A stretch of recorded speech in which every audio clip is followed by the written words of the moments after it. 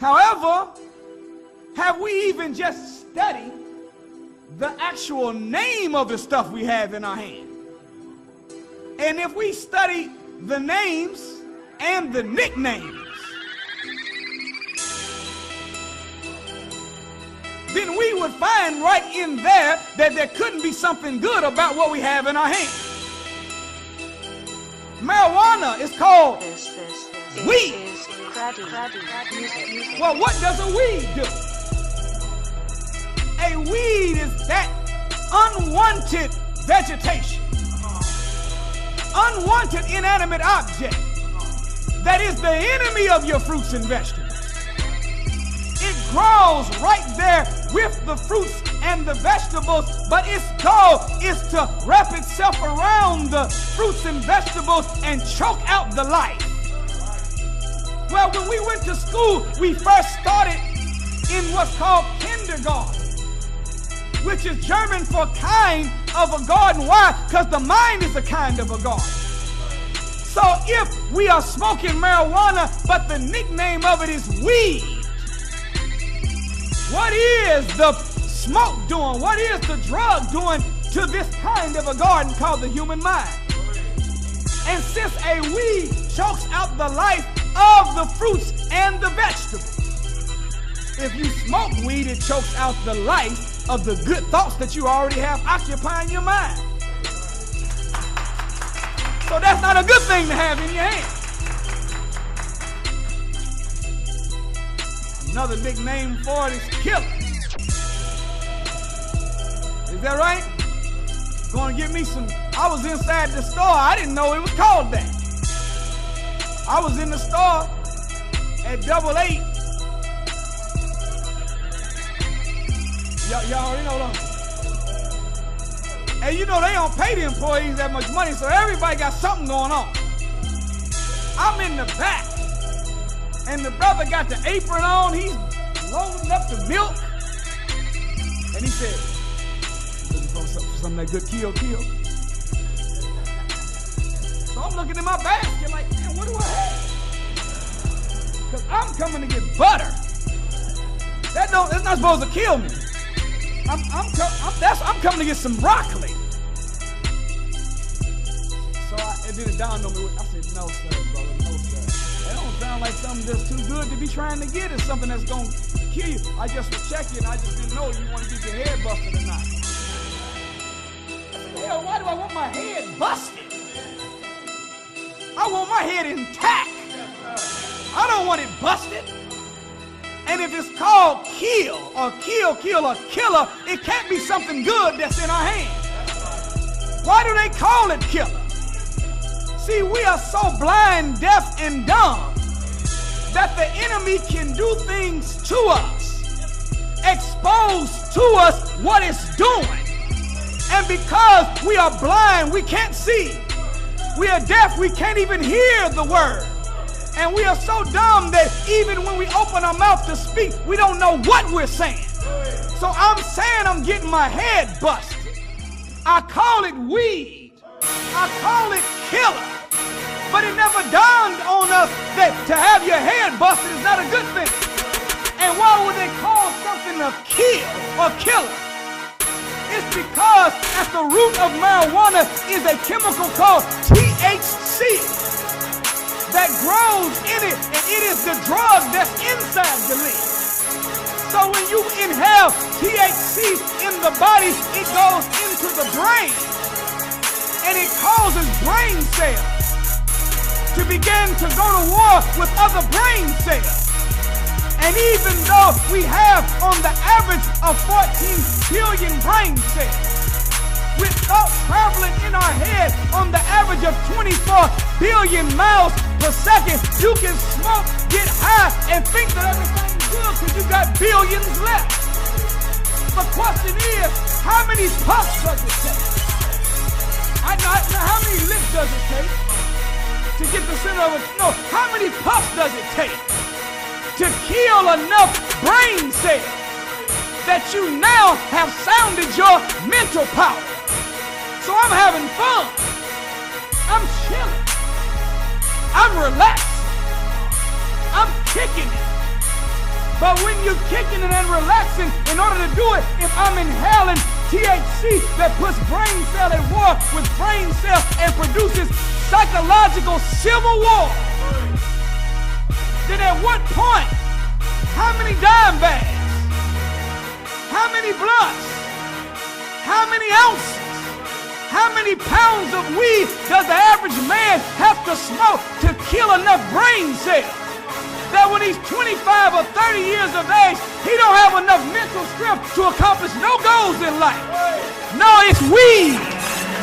It's killer. It shouldn't be in our hands. They call it crack cocaine. See, the white man, whenever he kidnapped us, I know what I just said. It wasn't no friendly sojourn that got us to America. It wasn't no good God-fearing, loving white pilgrim that came and introduced us to a turkey and some cranberry sauce. Come on over here with us and get some land. No, these were thieves, convicts. These were criminals. John Hawkins and his crew were equal to, in fact, superior to the Ku Klux Klan. The Pilgrims were more racist than the skinheads. When they kidnapped us, they had to figure out a way to get us. So the most honorable Elijah Muhammad taught that the slave master bought a trading post in the jungle. A trading post is a place wherein they exchange goods and services for the location. Well, they bought a trading post in the jungle, and instead of just marketing fruits and vegetables and services, they brought something called moonshine with it. You know what that is, don't you? Homemade liquor. So they would invite us to the trading post. We come to get some broccoli. They say, come on back here for a second. Got something we want you to taste. Is that right? And the next thing you know, then there was clusters of original people in Africa that were sober, clean, moral, upright, intelligent, and now they had bought into the idea of ease in their mind, which is alcohol. So the next thing you know, they was able to convince clusters of Negroes that were strung out on alcohol. Why don't you help us? Bring me 3 Negroes to get on the slave ship, and I'll supply you with X amount of liquor. Did you hear me? Yes, sir. And don't you know whatever you do to get a thing, you have to do to keep it? So if they bought a trading post in the jungle and put an intoxicant in it to make us a slave, then what do you think it's going to take to keep us one? So weed, crack cocaine, heroin, wild Irish rose, Boone's Farm, 2020 Mad Dog. All of these drugs, even the Cristal and the Grey Goose, even the more expensive, all of it is an intoxicant that is being put into a trading post in the jungles of America. So in every hood, in every ghetto, you'll find a liquor store on this corner. 4 houses down, a trap house on that corner. And the trap house and the liquor store are trading posts that have been put in the jungle to help keep us slaves. Do you know that when you take a 40-ounce bottle and lay it flat, and then you put the blueprint for a slave ship next to it, that they are both shaped the same? The ship was used to get us here and make us a slave, while the alcohol is used to keep us here as a slave. Crack cocaine said we blind, we are what? Deaf. So we see a thing, but we don't know what we're looking at. We hear a word, but we don't even register the proper definition. And we say things, but don't even know what we're talking about. So what is this called? Crack. What is a crack? If you got a crack in the sidewalk, if you have a crack in a vase, if you have a crack in your watch, a crack is that which comes by blunt force, hitting an object that's separating something that once was whole from itself. Well, what happens whenever we get crack in our system? Then we become divided from our mothers, divided from our children, divided from our husbands, divided from our wives. Crack separates black people. All praise is due to Allah. If you brought an antique vase to be appraised, when they appraise it, they want to look at it to see how good of shape it's in. And if they find a crack in it, the crack devalues it. That's what crack cocaine does to us. Crack cocaine, heroin, marijuana, all of these drugs are called designer drugs. Well, if you have designer clothing,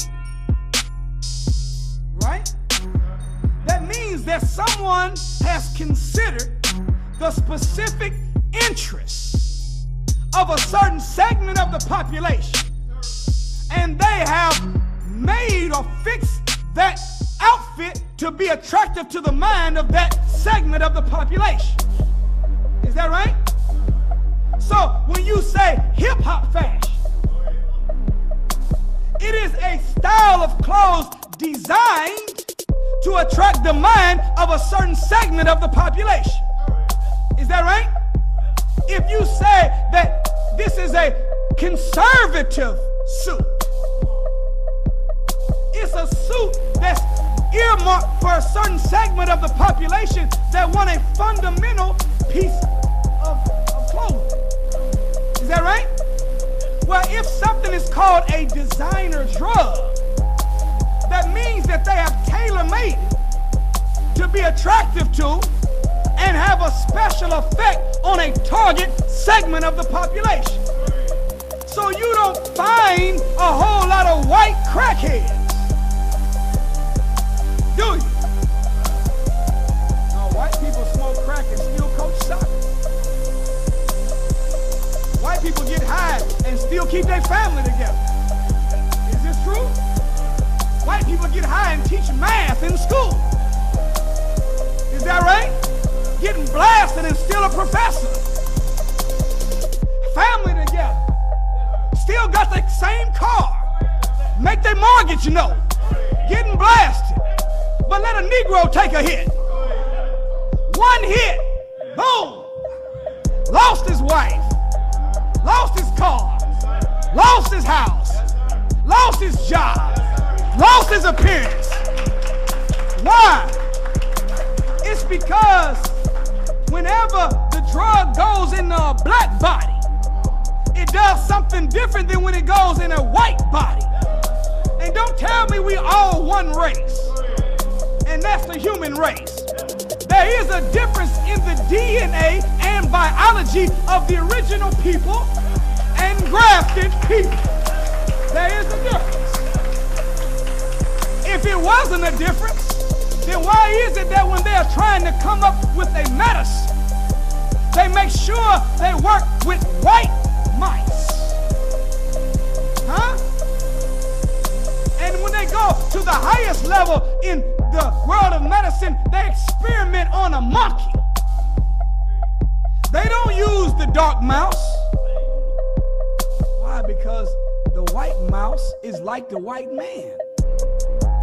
That's an inferior by means of loss or lack of melanin.